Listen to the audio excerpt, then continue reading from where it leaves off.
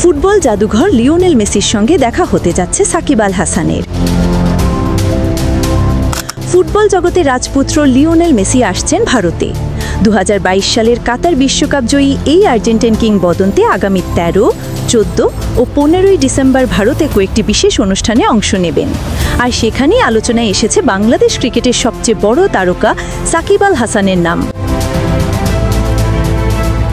ভারতের জনপ্রিয় ক্রীড়া সংগঠকরা চাইছেন এই সফরে সাকিবকে আনা হোক একটি সেলিব্রিটি ম্যাচ খেলার জন্য।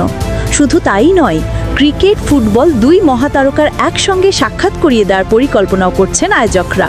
তাদের ইচ্ছা, বাংলাদেশের গর্ব সাকিব আল হাসান যেন তার দীর্ঘদিনের স্বপ্ন ফুটবল সাম্রাজ্য লিওনেল মেসির সঙ্গে সরাসরি দেখা করার সুযোগ পান।